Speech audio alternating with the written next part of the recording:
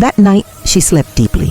No nightmares, no guilt, only dreams of a smiling little girl running through a field of flowers. Mr. Harris sat by the window watching the stars. His heart felt full. He had carried his own grief for years, the loss of his wife, but tonight it felt lighter. Helping Emma had healed something inside him too.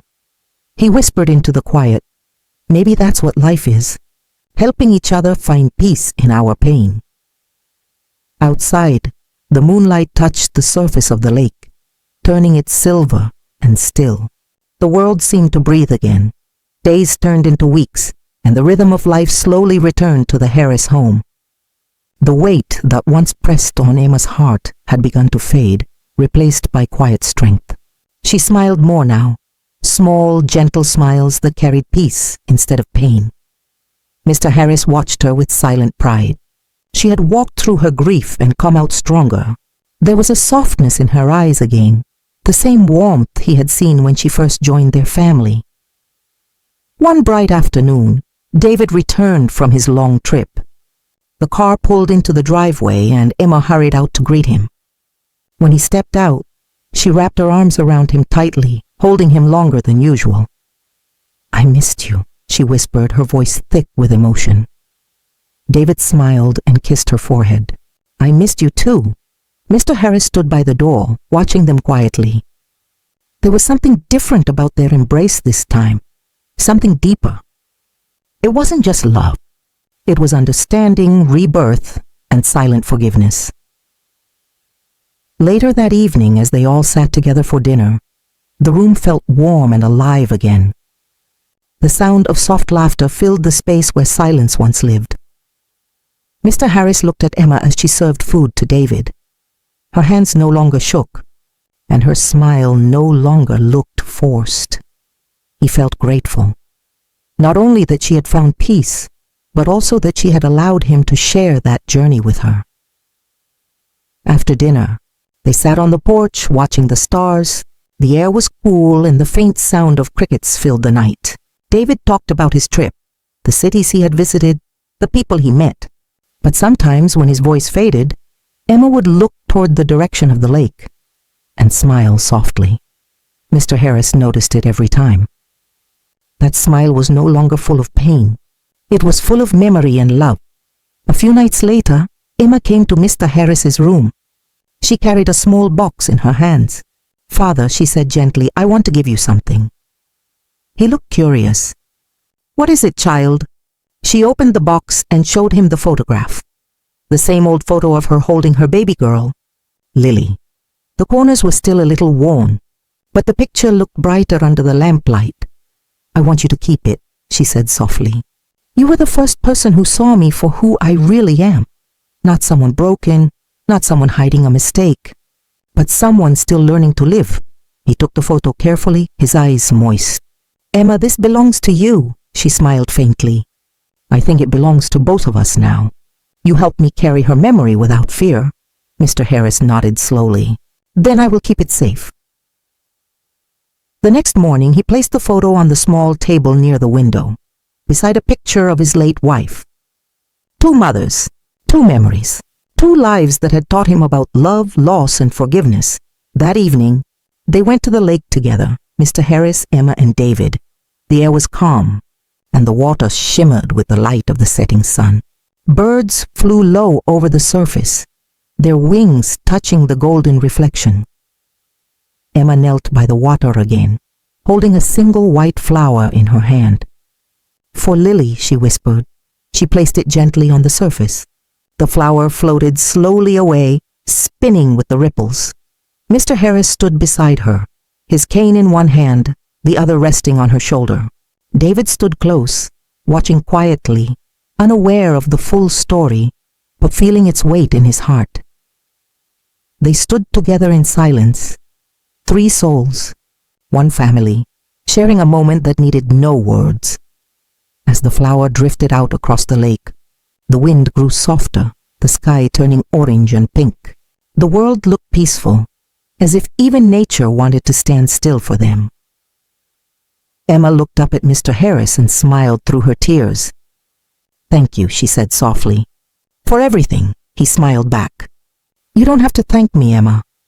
Sometimes life brings two broken hearts together so they can help each other heal. She nodded. Her eyes full of quiet light. They turned to leave. But before stepping away, Mr. Harris looked back at the lake one more time. The flower was still visible, floating gently in the fading sunlight. He whispered, almost to himself, "Good night, little one." The breeze carried his words across the water, and for a brief moment it felt like the world replied, the ripples widening softly. Like a gentle wave saying goodbye, as they walked home, Emma held David's hand. Mr. Harris walked behind them, his cane tapping lightly against the ground, the rhythm calm and steady. The house ahead looked warm, glowing with golden light through the windows.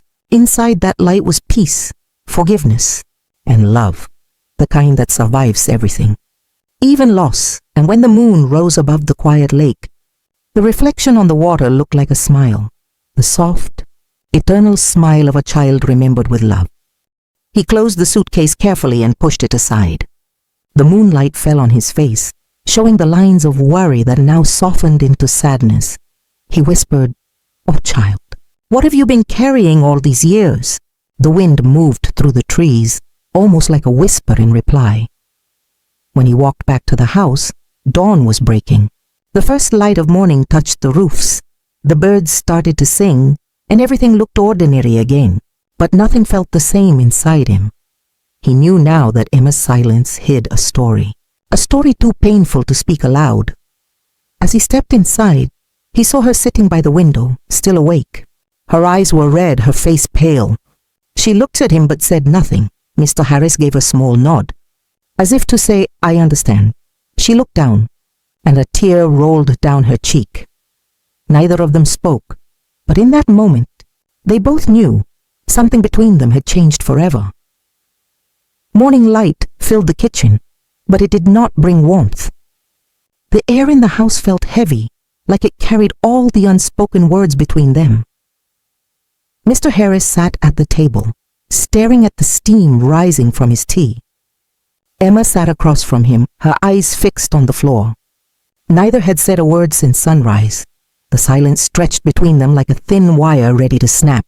Finally, Mr. Harris took a slow breath and said softly, "Emma, we need to talk." She froze. The spoon in her hand trembled slightly. "About what, Father?" she asked, though her voice sounded weak as if she already knew. He looked at her with kind eyes, the same eyes that once saw her as a daughter, not just a daughter-in-law. "About the lake," he said quietly. Her face turned pale.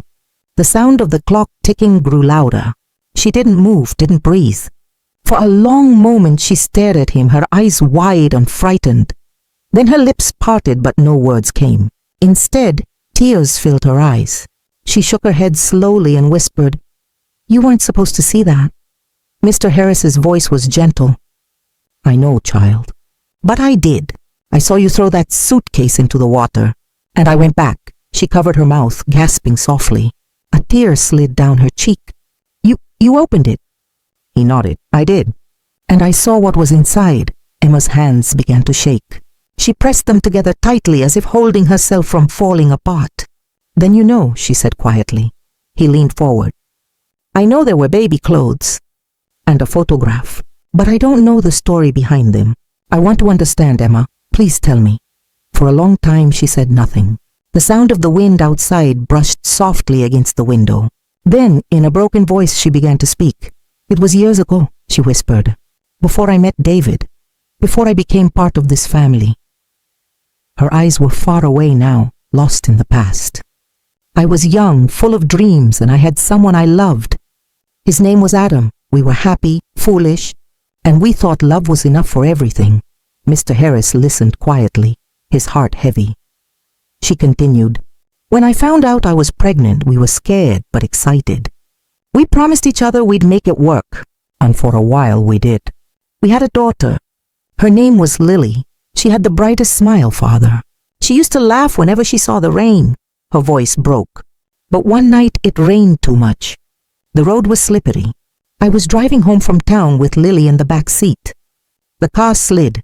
Before I could stop it, It went off the road and into the lake. Her hands covered her face, and her shoulders shook with sobs. I tried to open her seatbelt.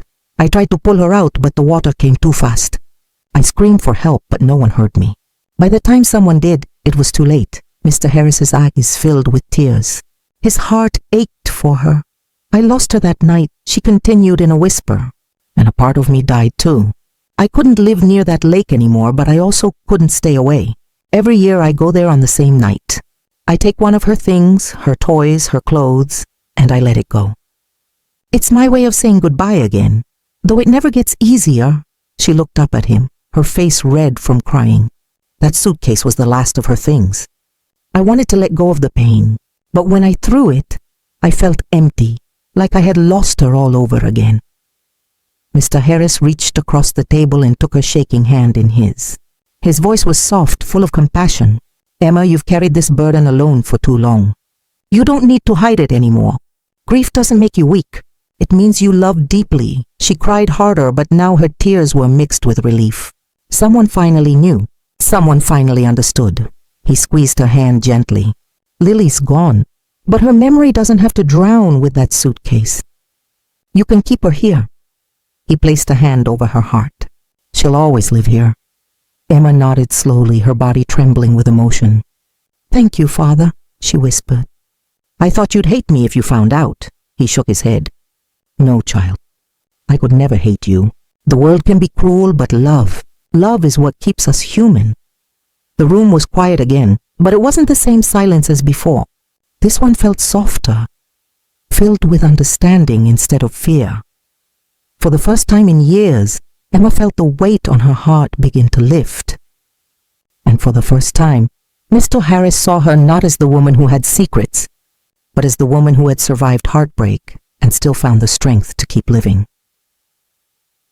The next few days passed in silence, but it was a softer kind of silence. The air in the house no longer felt heavy with secrets. It felt lighter, filled with something that almost felt like peace. Emma spent most of her mornings sitting near the garden, where sunlight touched the flowers. Mr. Harris often joined her, bringing 2 cups of tea. They didn't speak much, but they didn't need to. The silence between them now carried comfort instead of distance. Sometimes, she would tell him small things about her daughter. How Lily used to clap her hands when she saw birds. How she loved lullabies before bed. Each memory carried both pain and warmth. Mr. Harris listened with quiet respect. One afternoon, as the wind blew softly through the open window, Emma spoke again. Father, do you believe people we've lost can still see us? He looked at her with kind eyes. Yes, he said softly. I believe their love doesn't disappear. It stays with us even when they're gone. She nodded, her eyes glistening. I used to think the lake took everything from me, but maybe it was just holding her memory until I was strong enough to face it. Mr. Harris smiled faintly. That lake holds many stories, Emma. Yours just happens to be one of love and loss. It's time you visit it again. Not to let go, but to remember with peace. The idea frightened her at first. The thought of going back to the lake made her chest tighten, but something inside her knew he was right. A few evenings later, they went together. The sky was painted with orange and pink, and the air smelled of rain. Mr. Harris walked slowly beside her, his cane tapping against the path. Neither spoke during the walk. Words were too small for what they felt. When they reached the water, the surface of the lake was calm, reflecting the fading light of day. Emma stopped at the edge. The same place where she had once stood in darkness and sorrow now stood bathed in soft golden light. She knelt down and placed a small bouquet of white lilies on the surface. They floated gently, moving with the ripples. I'm sorry, she whispered, her voice trembling. I thought throwing away your things would help me forget. But I don't want to forget. I just want to remember you with peace. Mr. Harris stood behind her, watching quietly. The wind moved through the trees, carrying her words into the open sky. After a moment, Emma stood and wiped her eyes. I feel lighter, she said softly. For years I thought the lake was a curse, but now it feels like she's still here, just in another way. Mr. Harris placed a gentle hand on her shoulder. "She is here, child. She's in every breath of wind, in the reflection of this water, in every beat of your heart. Grief never leaves us, but it changes shape. It becomes love." Emma looked at him with tears of gratitude. "You've given me something I didn't think I'd have again. Peace," he smiled. "Peace isn't found in forgetting, Emma. It's found in forgiving yourself." They walked back home as the sun dipped below the horizon. The sky turned soft and dark, and fireflies began to glow near the path. Emma looked back one last time at the lake, and for the first time in years, she didn't feel fear. She felt calm. It was a quiet evening, the kind that wrapped the small town in silence.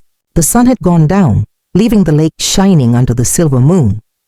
Mr. Harris, a retired man in his late 60s, walked slowly down the narrow path that led to the water. His cane tapped softly against the stones, and the cold breeze brushed his gray hair. The lake was his place of peace, a spot where he often thought about his late wife, about life, and about the family that sometimes felt more distant than before. But tonight, something felt different. There was movement near the far side of the lake. He narrowed his eyes and saw a woman's figure standing still. She was holding a large suitcase. The wind carried a soft sound of her breathing, uneven, nervous. When she turned, the moonlight touched her face, and Mr. Harris's heart skipped a beat. It was Emma, his daughter-in-law. He stood behind a tree, hidden by the dark. Why was she here at this hour? And why was she holding a suitcase? His mind filled with strange thoughts. Maybe she had an argument with his son, David. Maybe she wanted to leave the house. Or maybe something darker. Emma looked around like someone carrying a heavy secret. Then she slowly stepped closer to the edge of the lake. Her fingers tightened on the handle, her shoulders shaking slightly. Without saying a word, she pushed the suitcase into the water. It made a dull splash, sending ripples across the quiet lake. Mr. Harris froze.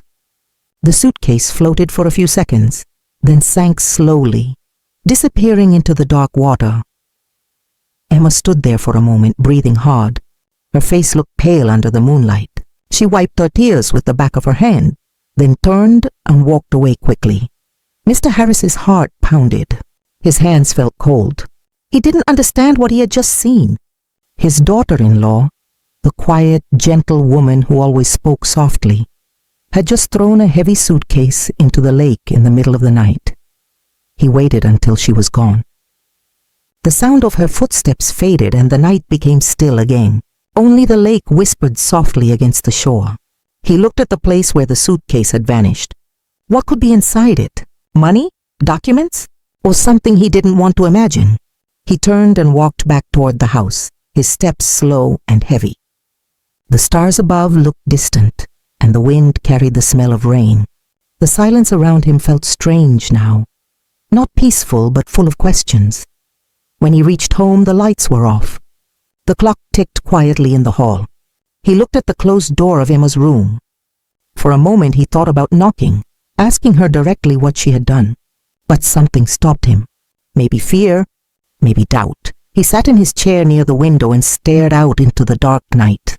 The lake shimmered faintly in the distance. He thought about Emma's face, the sadness in her eyes, the way her hands had shaken. Sleep never came to him that night.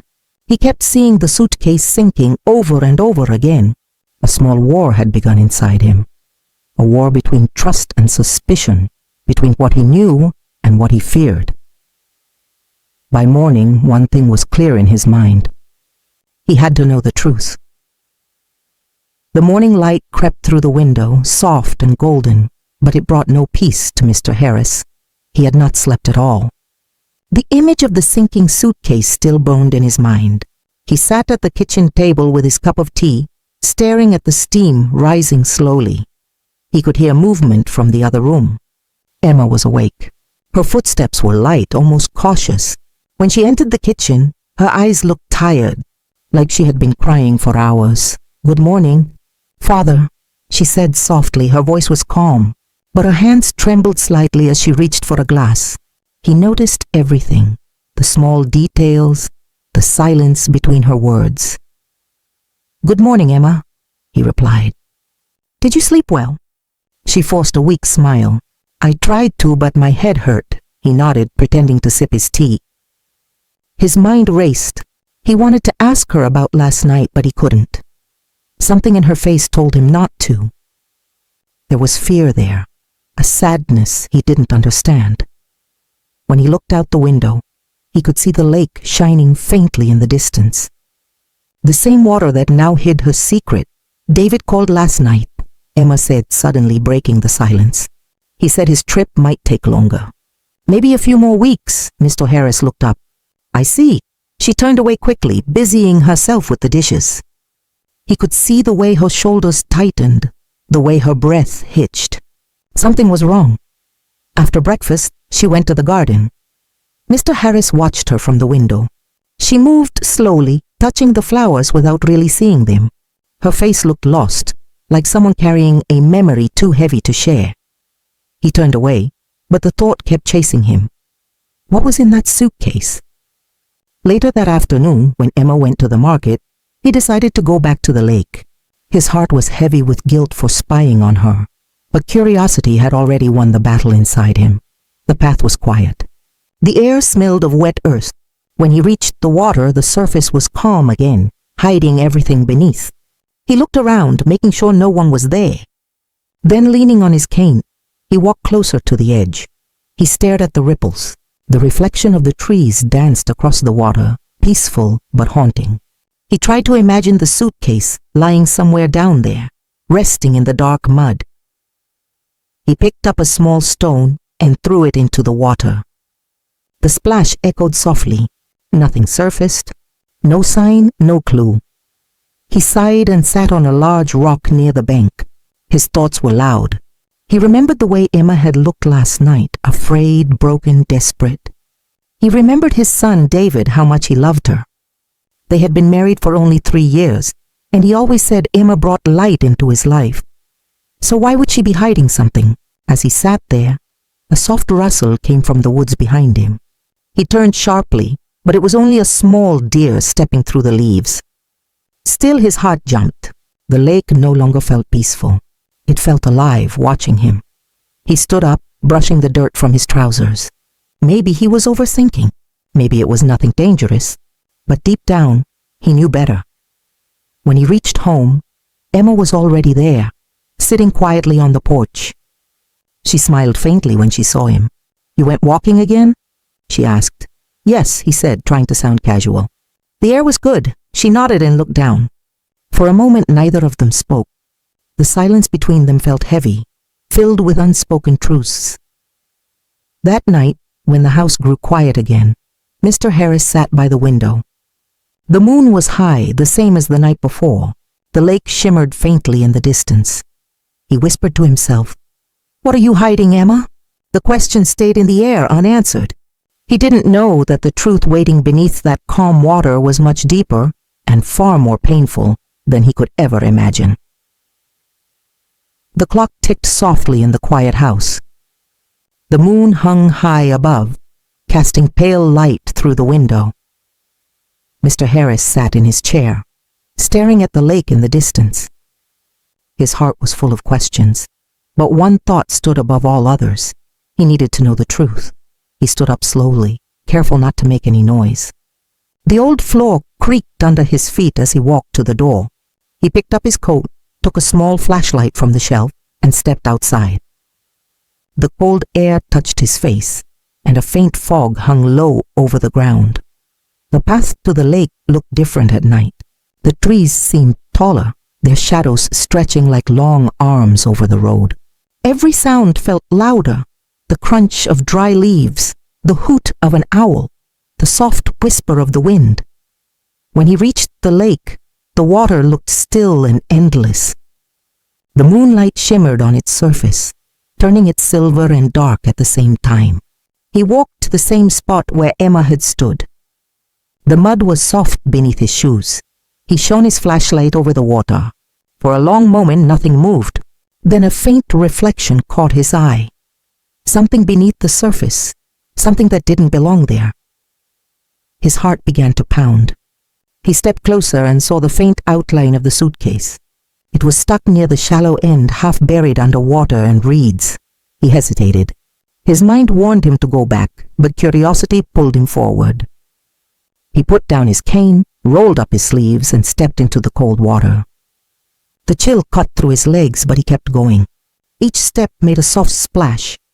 When he reached it, he bent down, grabbed the handle, and pulled hard. The suitcase was heavy, covered with mud and weeds. It took all his strength to drag it to the shore. He dropped to his knees, breathing heavily. The air smelled of wet earth and decay. His hands shook as he brushed the mud off the case. The latches were rusty, but still locked. He looked around. No one was there. The night was silent. Only the sound of his own breathing filled the air. He found a small rock and hit the latch. It broke with a dull snap. Then he lifted the lid slowly. Inside lay small things, soft fabrics, faded with time. His flashlight trembled in his hand as he looked closer. They were baby clothes, tiny shirts, a small pink blanket, a pair of little shoes. Each one carefully folded, as if handled with love. At the bottom lay an old photograph, its corners worn. It showed a young woman, Emma, smiling, holding a baby girl. Mr. Harris froze. The air around him felt heavy, pressing against his chest. He wasn't looking at evidence of a crime. He was looking at a memory, a heartbreak. He sat down on the cold ground, the photo still in his hand. The silence of the lake wrapped around him like a blanket. He thought about Emma, her quietness, her trembling hands, her sleepless eyes. This was not guilt. This was grief. Deep, painful grief.